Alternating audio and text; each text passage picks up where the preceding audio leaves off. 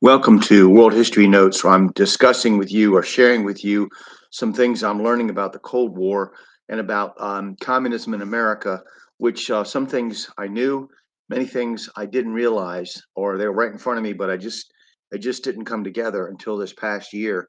Um, I like to discuss individual people who were either communist, outright communist, maybe even agents of Stalin, Soviet Russia, or people who were just accused or had communist influences that influenced the culture at the time. And one of the people I want to talk about today is absolutely interesting to me because I've always enjoyed and I still play fanfare for the common man and different things that this writer and or producer, director, musician, he's a musician, but this composer of music did that was just outstanding work, and he hated capitalism. He was definitely worked in favor of communist. He was even accused of being a communist by McCarthy, although there's no evidence that he was ever a member of any party. But I'm talking about Aaron Copland today. So any of you who are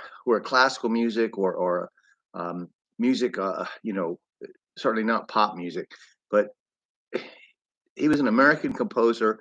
He taught composition. He was a writer and he was a conductor of his own music. And he's been called the dean of American composers. He wrote, ballets, Appalachian Spring, Billy the Kid, Rodeo, Fanfare for the Common Man, Third Symphony, and like I say, Fanfare for the Common Man has been one of my favorites for many years.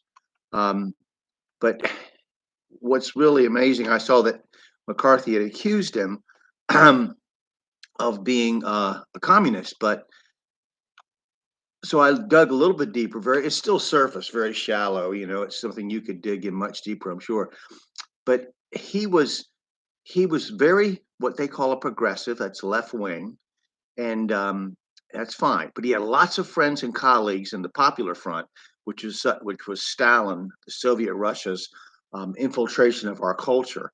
And he loved works by notable people who detested capitalism, who did not like our country, the foundation on which it was based, the ideals. Like he liked Upton Sinclair, he liked Theodore Dreiser. Those their novels passionately just reviled capitalisms. Like it was just to them, it was just a horrible abuse of the common man. And even after the McCarthy hearings, when he was accused of being a communist, he condemned the Cold War. He blamed the Cold War on the U.S. He blamed it on the United States, and so he was definitely um, a very pro-communist, pro-leftist, and like many communist influencers in our culture, he he wrote, he produced things that appealed or were glorifying the common man, because you can translate that into the Marxist view of the worker, the proletariat, as being the ultimate. Um, so they were looking for this dictatorship of the proletariat to come along. I'll give you an example. I saw The Grapes of Wrath with Henry Fonda, and there's so much communist dogma throughout that. Like I like the scene where Fonda is talking about how he says maybe we don't have a soul, we all have parts of a bigger soul. Like that's how it's a very collectivist thought that we all have a piece of a big soul. So the mass, remember, in collectivism and communism in particular, you have no identity apart from the group. Your identity is based on the group, the state, and you are not an individual. So, very interesting, very important stuff to think about. Now, rather than the timeline, I want to discuss the Chinese Civil War a little bit, an overview, because I do want to get to the timeline. There's interesting things to me, but I want to talk about you go, well, why are you focusing on the Chinese Civil War? Um, well, first, let me just say, and I've gotten a lot of good information from a guy named Jamie Glassoff, who wrote United in Hate, and I just want to point out the People's Republic of China that we know today came into being in October of 1949, and Mao Zedong was its head, and he would become one of the greatest mass murderers of the 20th century. Okay, now these were the ones that won the Civil War. He Mao launched his own personal version of Stalinist terror immediately upon seizing power. He initiated the mass killing of social enemies, quote unquote, and counter revolutionaries, quote unquote, in the immediate post revolutionary period alone. As many as 15 million Chinese were murdered. This is the beginning of the government that's running communist China today. In 58, Mao would launch the Great Leap Forward, which is an industrial and agricultural program intended to make China the world's largest steel and grain exporter. It was horrible economic schemes, brutal forced collectivization. The Great Leap was an unparalleled human disaster. 38 million people died through a government engineered famine, much worse even than Stalin's. Mao's victims were reduced to eating grass, dirt, leaves, and tree bark to try to survive. They picked through horse manure for undigested grains of wheat or cow manure for worms. They resulted in cannibalism. They dug up freshly buried bodies. Parents ate their own children or swapped children with other parents to ease the horror. Children were killed, boiled, used as fertilizer. Machine gun fire was reported mowed down desperate villagers who abandoned their homes and traveled to other towns to seek food.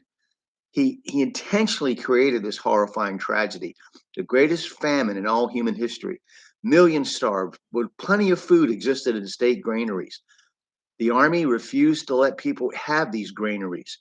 Has one quote from about Mao is absolutely no opening the granary door, even if people are dying of starvation. So not one person would have had to die of hunger, many people write, if he had opened the state granaries. Eventually, in 66, he launched a cultural revolution. He wanted to purge the country of all dissent and bring it completely under his vicious rule. Millions of school children became the infamous Red Guards, whose task was to destroy anything connected to traditional culture and philosophy. One, one historian, Paul Johnson, put it, the Cultural Revolution became, quote, a revolution of illiterates and semi-literates against intellectuals, the spectacle wearers, as they were called. It was the greatest witch hunt in history, which made the purges in post-war Russia seem trivial, almost. So even people were, any aspect of human emotion was refused. Even every cultural ritual whose purpose was to honor the sanctity of life and relationships became illegal. Couldn't have weddings, you couldn't have funerals, even holding hands was illegal. The Red Guards humiliated, beat, murdered teachers, school administrators, bureaucrats, foreign diplomats, artists, intellectuals, class enemies, quote, experienced every humiliation the Red Guards could think of. The guards smeared their faces with ink, forced them to get down on all fours and bark like dogs, and made them eat grass. The Red Guards also literally feasted on those they had murdered. In Guangxi, 137 class enemies, quote unquote, mostly teachers and college principals, were killed, and the Red Guard cooked and ate them. An immense concentration camp system called the Laogai spread through China like cancer. It operated on the pretense of reform or re-education through labor and self-denunciation. It was horrible. It was there's been people who survived it that wrote about it. And the famous authors are from like Bao Ru Wang, just like Armando Valadares did for Cuba in his book Against All Hope. If you're interested, Bao Ru Wang wrote Prisoner of Mao. Harry Wu wrote Laogai, The Chinese Gulag. Just like Armando Valadares would write Against All Hope, and Alexander Solzhenitsyn would write Gulag Archipelago, outlining the horrors in Cuba and Russia. So between 1949 and 1980, some 50 million Chinese passed through the system of their Gulag. This continued until Mao's death in 76. Chinese communism will extinguish the lives of 70 million people in the 20th century. You have to understand what's at stake here. The Chinese don't know what's going to happen to them. They don't know what the result's going to be. But this is what's happening. This is what's at stake in the civil war that I'm talking about, because this is what's going to happen when the Chinese communists win. So you have to understand the dangers and the threat that a communist order imposes on a nation. You have to look at our country, look at the leaders. Do they start with the ones that say they're communist, the Van Joneses and people like that who admit it, or the Patrice Cullors of Black Lives Matter who says she's Marxist. Start with those people, and then go on down to the people who aren't stated to be a member of a communist party or Marxist, but are partial, who are supporters of them. Go to them, and go on down to people who pretend it's no big deal. Nothing here, there's no there, you know? So when you look at those groups of people, these are the enemies of America. The America that they want would be Mao's China, Stalin's Russia. That's what their goal is. You better beware. You better be careful. Next time, I'll pick another character, communist influencer. Maybe I'll pick a good guy to talk about, and we'll get back to the timeline. So just want you to understand what's at stake and what you're looking at. What you're looking at in America today, when you hear some of these people talk, what their end goal is. Look at Soviet Russia and communist China, and you'll see a reflection of our future if we don't stand up and stop it.